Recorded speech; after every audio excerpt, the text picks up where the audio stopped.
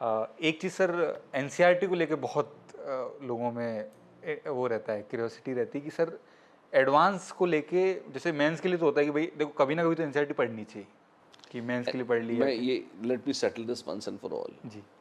NCERT का बहुत स्यापा होता है ना? और इसमें सत्य का अंश है, मैं ये नहीं कहूँगा नहीं है ना?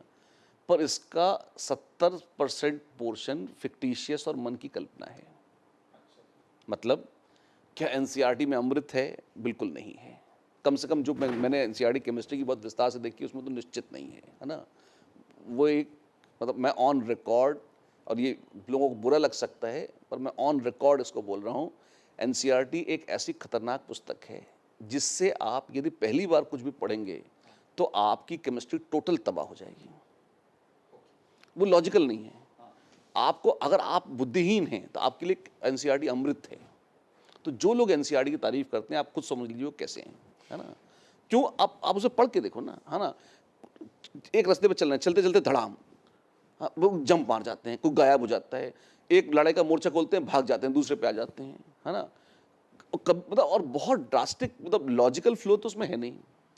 हाँ, आप उसे अंधेरपन में रट लो तो फिर आपको दिमाग लगाना ही नहीं है, फिर तो कुछ है ही नहीं कुछ ना कुछ। तो एक तो ये है। हाँ, अगर आप सब कुछ किसी दूसरे सोर्स से पढ़ के समझ चुके हो, रिवाइज करने के लिए एनसीईआरटी बहुत अच्छी किताब है।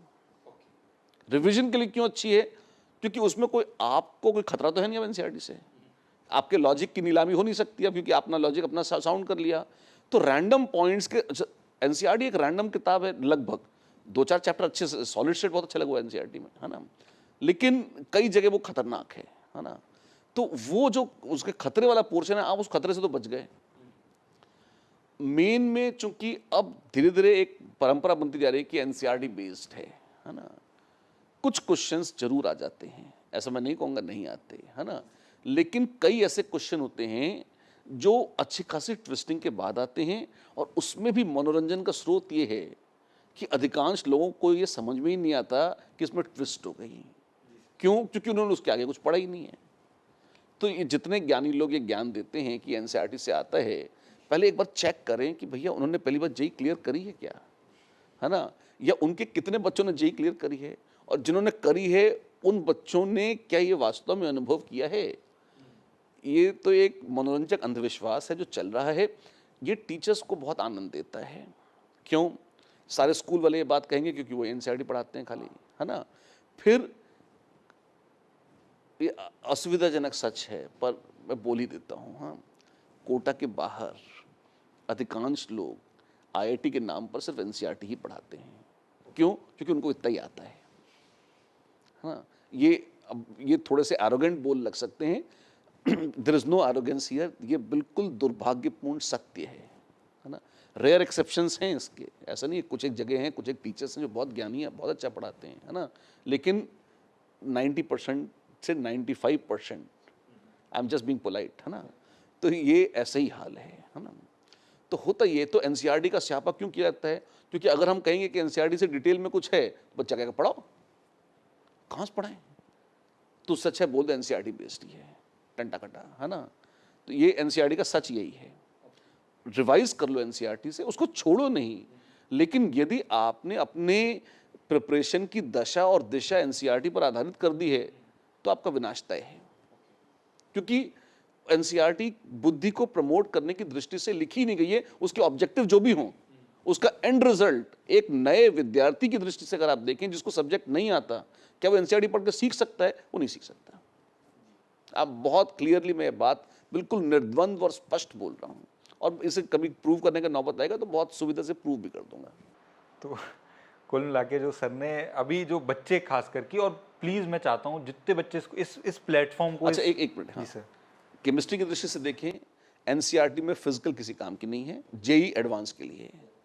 ऑर्गेनिक और इनऑर्गेनिक एक बार आप रिवाइज कर लें एनसीईआरटी से, क्विक रिवीजन यदि करने में आप समर्थ हो तो वो जरूर आपके काम की हो सकती है। ये जरूर है। This is the final comment I would like to make with respect to chemistry and NCERT. So exactly मैं चाहता था कि ये जो वीडियो है या जो ये प्लेटफॉर्म है, इस प्लेटफॉर्म को खास करके जो बच्चे जेई दे चुके हैं वो प्लीज़ अपने एक्सपीरियंस को यहाँ पर लिख के जाएं। क्यों लिख के जाएं कि जो बच्चे देख रहे हैं, जो बच्चे जेई देने वाले हैं, उनकी हेल्प होगी किसी ना किसी तरीके से। और ज्ञान है भाई, ज्ञान बढ़ाइए सबका, अपना एक्सपीरियंस साझा कीजिए। क्या पता बहुत अच्छी टिप हो जो और बच्चों को काम आ जाए काफ़ी। और नहीं, और सबसे ज़्यादा ज्ञानी तो इसमें बच्चे ही हैं जी सर, एग्जैक्टली, क्योंकि उन्होंने भाई। पिछली साल दिया, उससे पिछली साल दिया। कभी भी आपने अपने जीवन में जेई की तैयारी करी है जी जी। तो आपने अपनी आंखों से उस दुनिया को देखा है, उस यथार्थ को भोगा है, तो आपकी भी अपनी एक दृष्टि है, अपनी इंटेलिजेंस है, और आपका वो ज्ञान अगर आप शेयर कर लेंगे किसी से तो वो कितने सारे बच्चों को कब कब कितने वर्षों तक काम आएगा।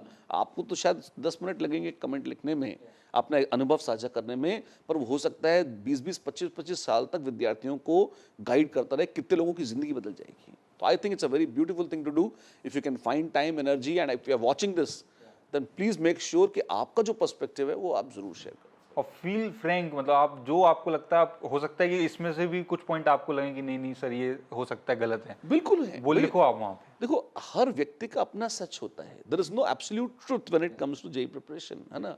What I have spoken is my truth, है ना। लेकिन आपका अनुभव दूसरा हो सकता है, आपका अलग हो सकता है, आप उसको शेयर कर लीजिए, and both the things can be equally true. तो it's okay and it's most welcome.